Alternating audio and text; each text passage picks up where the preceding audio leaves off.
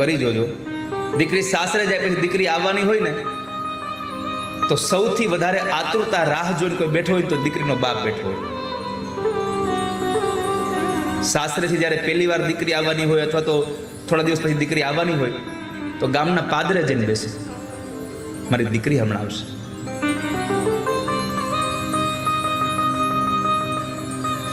દીકરી 2 દિવસ રોકાવાની હોય ને તો ઘરમાં કેટલું વસ્તુઓ લઈ આવી રાખે. પોતે બીમાર હોય ને તો ફ્રૂટ ન લઈ આવે, પણ દીકરી આવવાની હોય તો ઘરમાં ફળ લઈ આવીને રાખ્યા હોય. મારી દીકરીને બહુ ભાવે છે આ ફળ. કવિ દાદ બાપુ લખે છે, દીકરી વિદાય થાય ને ત્યારે અકાળે વૃદ્ધ બની જાય તો બાપ હોય છે. કાળજા કેરો કટકો મારો ગાંઠથી છૂટી ગયો.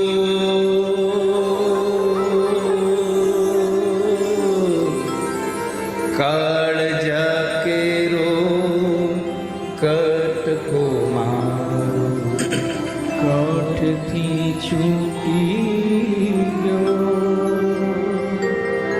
મમતારું વે જેમ વેલું વીરડો ખૂટી ગયો. કાળજા કેરો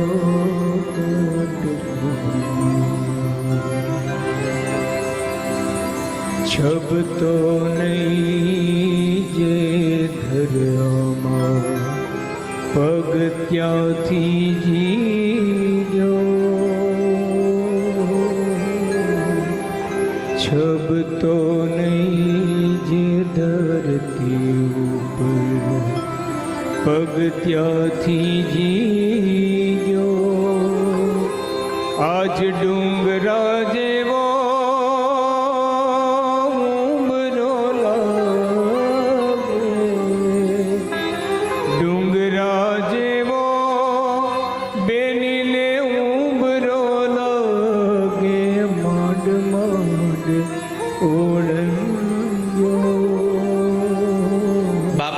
છોડીને દીકરી જાય તો ઉમરો પણ ડુંગરા જેવો લાગે.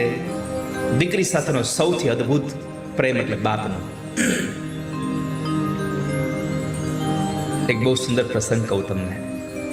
અમેરિકામાં એક પતિ પત્ની હતા, સંતાન નહોતું.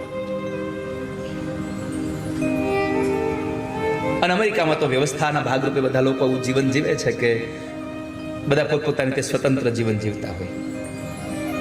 અમેરિકાના એ જ ટાઉનમાં દીકરીના બાપ પણ રહેતા હતા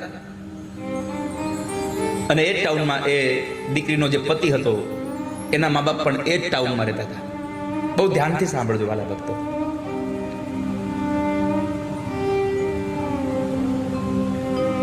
લગ્નના 25 વર્ષ થઈ ગયા, સંતાન નહોતું. એનિવર્સરી આવી એટલે એમણે નક્કી કર્યું બે જણાએ, આપણે આજ એનિવર્સરી છે, આપણે આજ એનિવર્સરી ઉજવીએ. એટલે પત્ની કીધું કે આપણે એનિવર્સરી ઉજવીએ, પણ એક શરત. શું? આજ આપણે ક્યાંય બહાર નહીં જઈએ, ઘરમાં જ રહીશું બે. હું રસોઈ બનાવીશ, તમે જમશો. આપણા બે સિવાય કોઈ જ નહીં, ફોને નહીં, કશું જ નહીં. આપણે કોઈને વાતે નહીં કરી. આપણા બે સિવાય કોઈ જ નહીં. પતિ કીધું કાંઈ વાંધો નહીં, આપણે બે રહેશું. કોઈને મળીશું નહીં, નહીં મળીએ.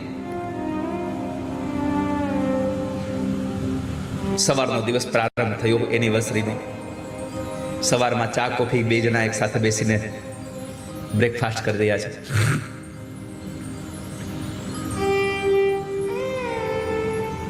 દસ 11 12 વાગ્યા, ડોરબેલ વાગ્યો.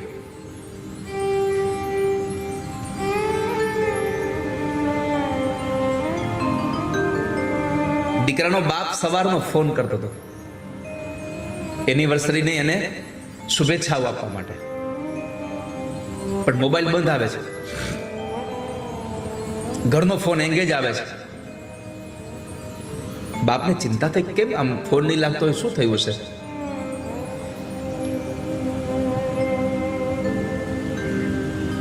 દીકરાનો બાપ ઘરે આવ્યો, ડોરબેલ વગાડે છે. આધુનિક યુગનો એ ડોરબેલ એટલે કે બેલ વગાડે એટલે દરવાજે કોણ આવ્યું છે અંદર સ્ક્રીનમાં દેખાતું. એટલે દીકરો જે હતો પતિ ઊભો થયો અને દરવાજો ખોલવા જાય છે. એટલે પત્ની કીધું, ક્યાં જાઓ છો? મારા બાપુજી આવ્યા છે. મારા બાપુજી આવ્યા છે. આપણે શું વાત થઈ હતી? આજે આપણે કોઈને મળીશું નહીં. લેવા દો. પતિ બેસી ગયો નીચે. બાપે બહુ બેલ માર્યા, બિચારો વૃદ્ધ બાપ લાકડીના ટેકે આવેલો પાછો જતો રહે છે. વિચાર લીધું કે ગયા હશે બારા. બપોરના 2 વાગ્યા. ફરી ડોરબેલ વગડ્યો.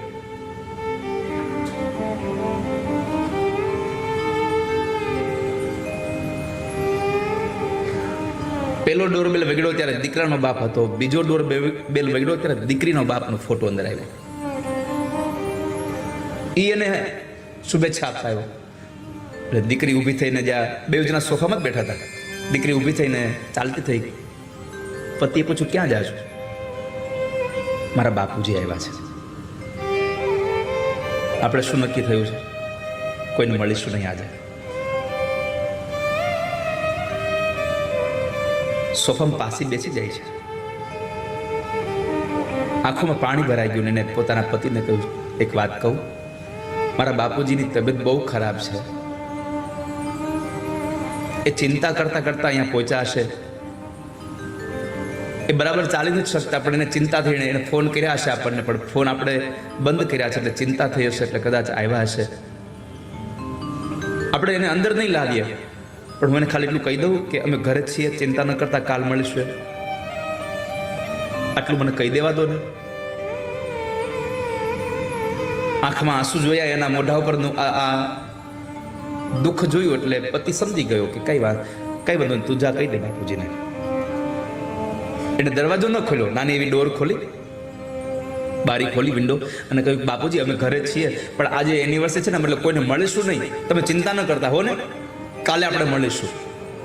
આટલું કીધું એટલે શાંતિ થઈ ગઈ બાપને. જતો રહ્યો બાપ. 2 જણા બેઠા છે.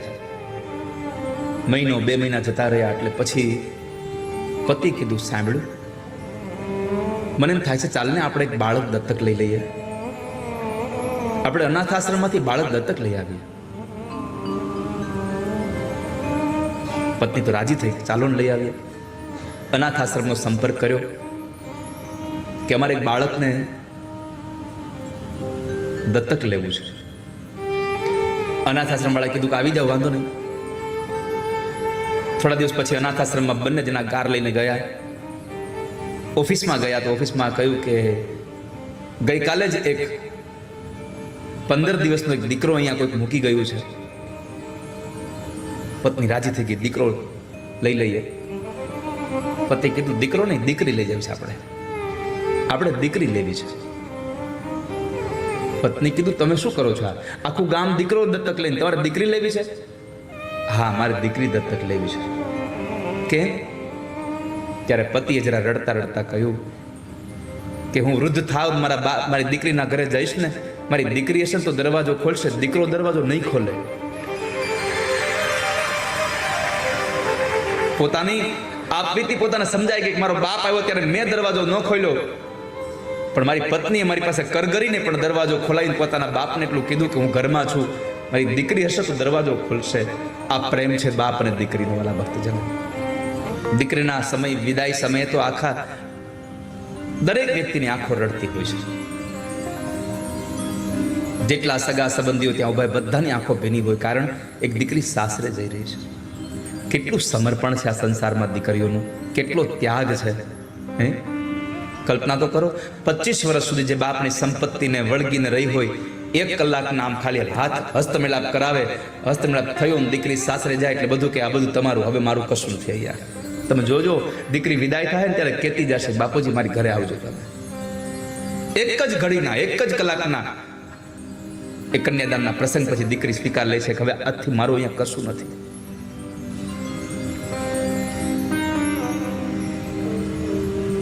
આપણે એક નાનો એવો દસ્તાવેજ કરાવીએ ને જમીનનો, તોય અંગૂઠાના નિશાન આપીએ છીએ. જ્યારે ભારત વર્ષની દીકરી વિદાય થાય ત્યારે 10 આંગળાના નિશાન દઈને જાય છે કે તમારી સંપત્તિમાં આજથી મારો કોઈ હક નથી. હવે 10 આંગળાના નિશાન દઈને જાય છે.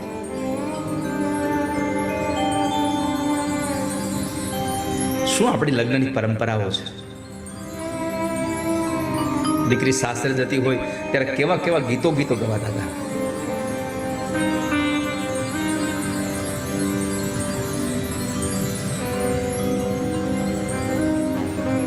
કંકોત્રી લખી ત્યાંથી લઈ અને છેક દીકરી વિદાય થાય ત્યાં સુધીના બધા જ વાનાના ગીતો હતા.